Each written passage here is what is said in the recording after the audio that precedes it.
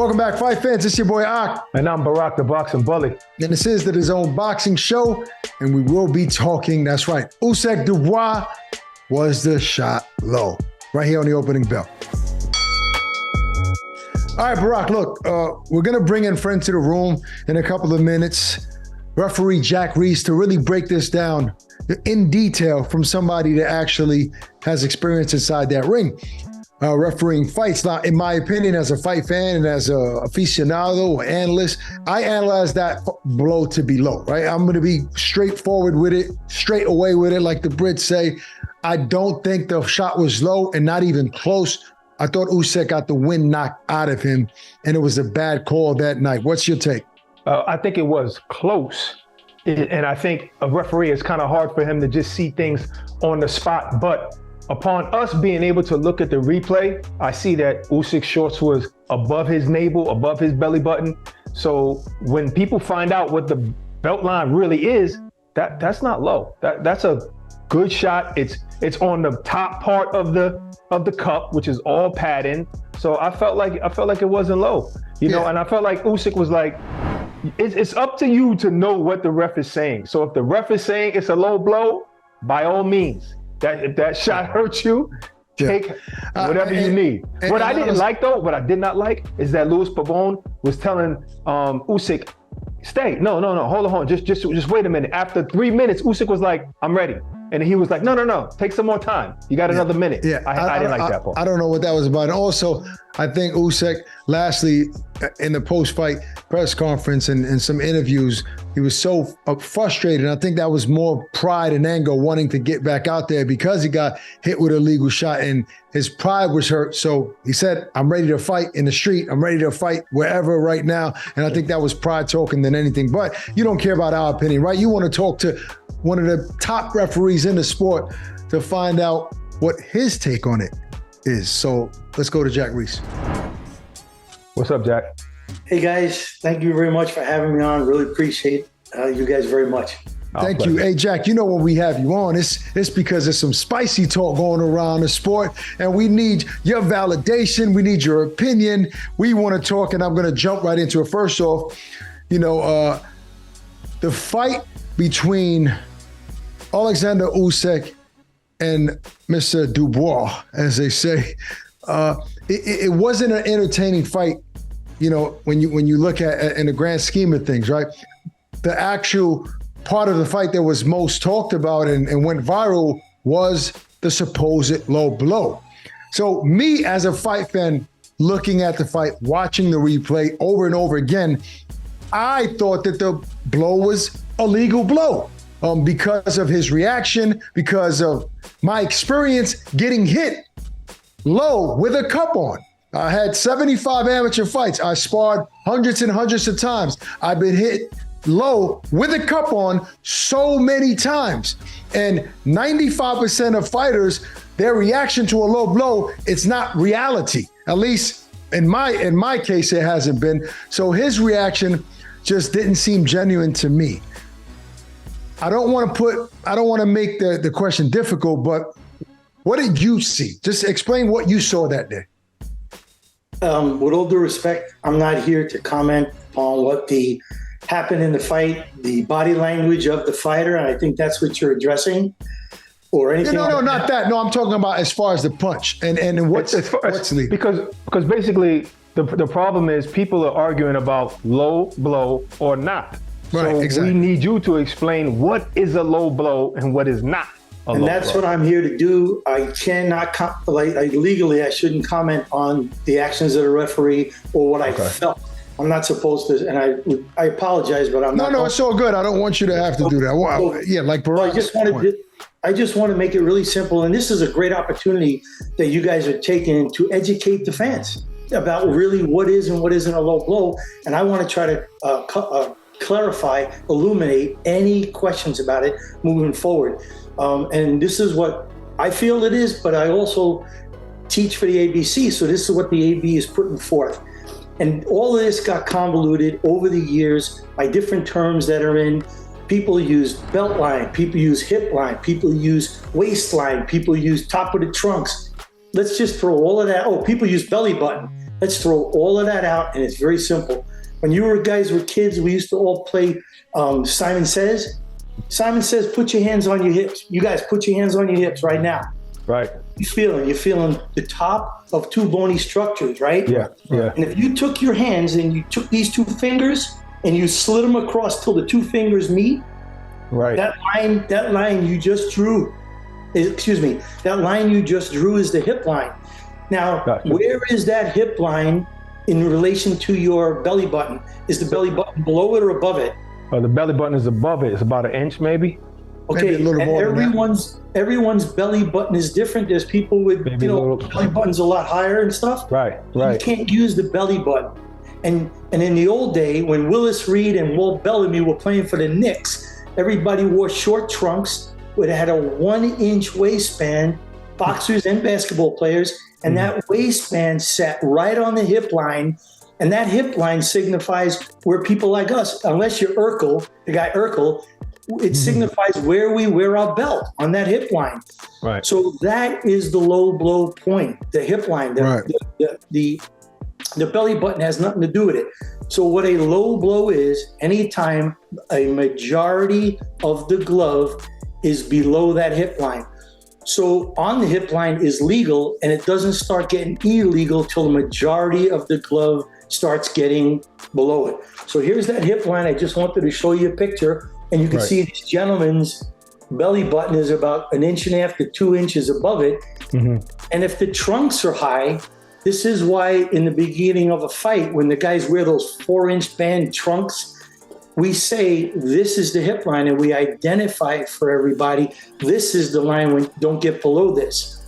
And that's basically it, guys. Right. So when I was watching it, I rewinded it a little bit, and I can see that Oleksandr Usyk's trunks was above his belly button. So am I wrong for saying that if it's above the belly button, it's above obviously it's above the belt line, and that punch kind of looked fair to me. But also I think that the commentators, I think when they say belt line, they're talking about the waistband of the shorts. Do you agree or disagree? Yes, and that's a mistake because people aren't informed. The hip line never moves. The belly button moves, the belly button changes, the size of the waistband and the trunks and how high they wear them, all that changes on different fights. The hip line never moves, and that's why a referee, with Salt, he will identify in the ring before the fight starts, this is where I'm letting them go, the trunks are high, right here is the line. And you should visualize as a ref, where is that hip line?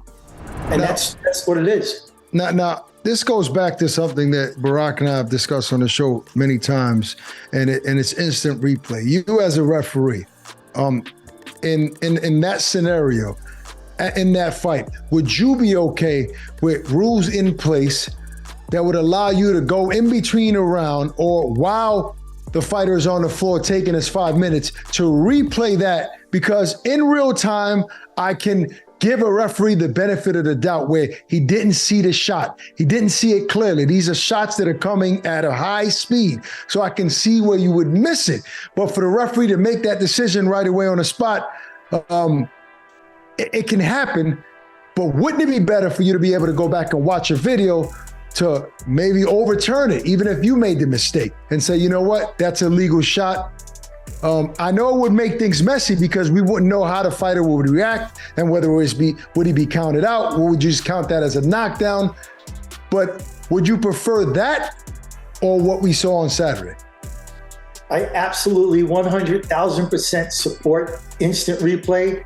We use it in California. Listen, I am as a referee, we are human. I make mistakes, I miss things, I'm human. That's why they have 9 guys on a football field and 4 guys on an ice hockey rink in pro sports, because you can't be in the same place all the time. What's unacceptable and I'm not saying this happened the other night, but it's okay to miss things every now and then, and that's why we need instant replay.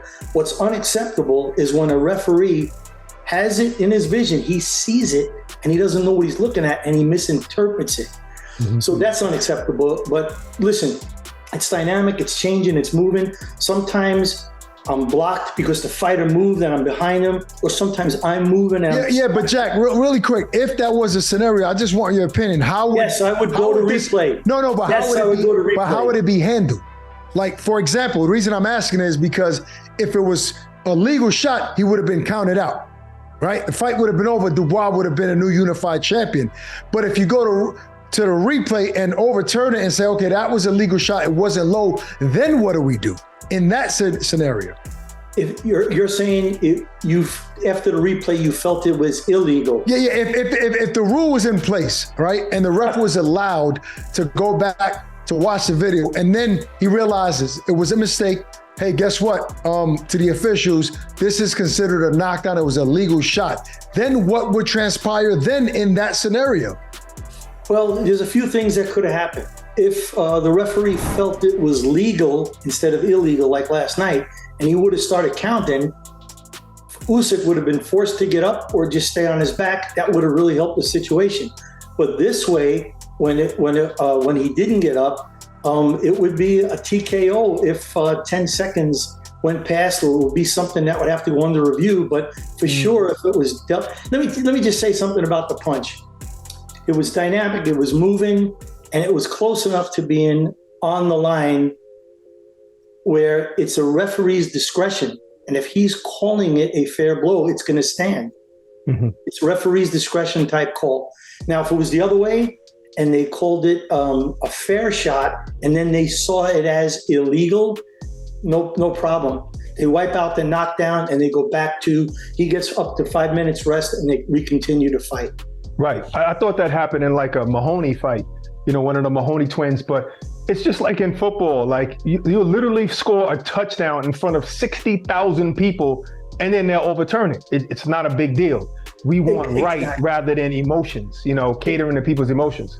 Listen, I remember the idiot referee in that Maloney fight. It happened to be me that missed the call, and nobody was mad at me. They were happy. Was it you? It's funny that I just remember it was me. I remember the fight, and I didn't know it was you.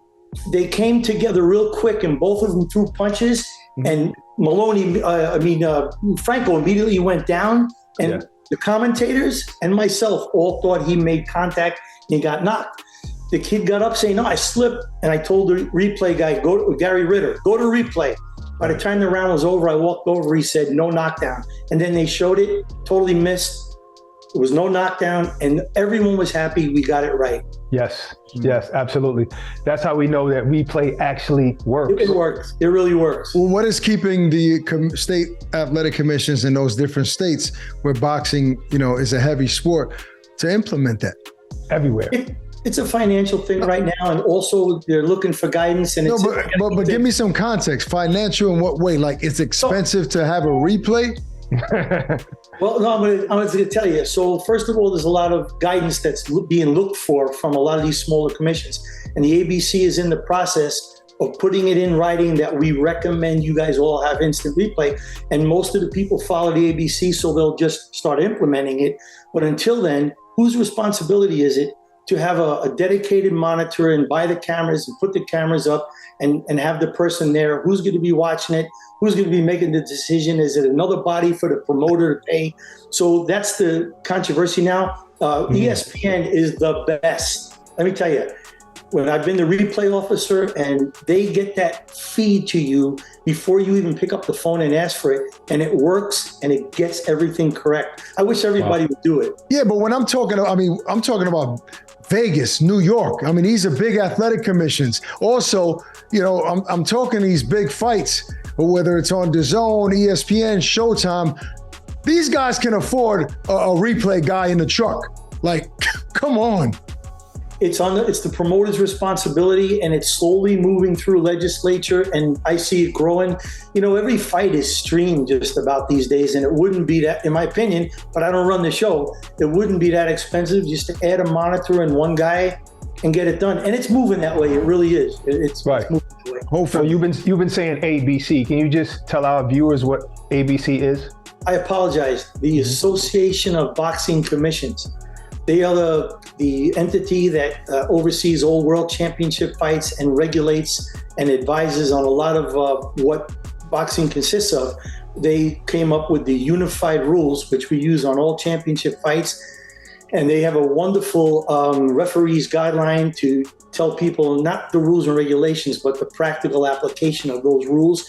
And they help with a lot of great stuff, actually. Well, Jack, and we respect Jack for, standing his ground and not wanting to say whether the blow was low or legal or illegal, but based on the rules of the referee and what's considered low, it appears that the shot was legal. Absolutely. But this is subjective, right? No, I wouldn't call it subjective. We saw the shorts. Saw the shorts. They were a bit above his belly button. That's way above the belt line, the actual belt line. So, folks, what you're learning now is that the waistband of the shorts is not the belt line. Yes. The belt line is a human being's hip line. And anything above the hip is a legal blow. Right. And then he said most of the glove has to be below that. So there was no way that glove was anywhere close to down there, anywhere close to the groin, anywhere close to being a majority over, or under the belt line. So to me, that was a legal shot. Now, does that mean that Usyk wouldn't have gotten up? Who knows? The way he looked hurt. We'll never know. He looked like he was going to be down there for a while. So in theory, Dubois should be the unified heavyweight champion of the world. That's the thing. That's when you go back to referee's discretion and what he's seen in real time. And that, for some reason, can't be argued. And that's why I feel like we need replay so that we don't have to go according to that every single time. Right. Let me add something that you already know, Ak. Well, first of all, it's on or above that hip line is legal. On it. Oh, so even worse, even on the hip line. On it or above. Say this is the hip line. If the punch lands like this, it's right in the middle. Above, it's better. But if it starts to get like this, it's still a legal blow. Yeah. But it's a referee should start cautioning the guy about bringing his punches up. No, and that's nowhere near the groin. Nowhere. But I want to add something to that. You know very well from fighting both of you guys. Every fighter now is required, or not, they're recommended to wear a foul-proof boxing cup. So that cup has a 1/2 to 3/4 inch piece of foam that goes across your pelvic area to protect that pelvis. And that's why, when they tested it, they put it on somebody and they hit him with a baseball bat to show that this thing really protects. So that's why just a little touch on it shouldn't make a difference. It's not till it gets below where it could hit the reproductive sexual organs and maybe the bladder as well is what it's really trying to protect. Well, it's safe to say that Usyk got the wind knocked out of him, and that's the type of shot we saw. Look, Jack, we appreciate you taking the time as always, man, giving us insight and just a real opinion on somebody that does this for a living. So we appreciate. Thanks for coming on the show. Thank you guys. Appreciate it. And I think it's great what you did. The fans, you could do this anytime with me. I'll tell you, I volunteer because the fans are going to be better fans and boxing is going to be better if everybody's on the same page. Agreed. Thank you, Jack. Thank you, Jack. Thank you, guys. All right. Take it easy.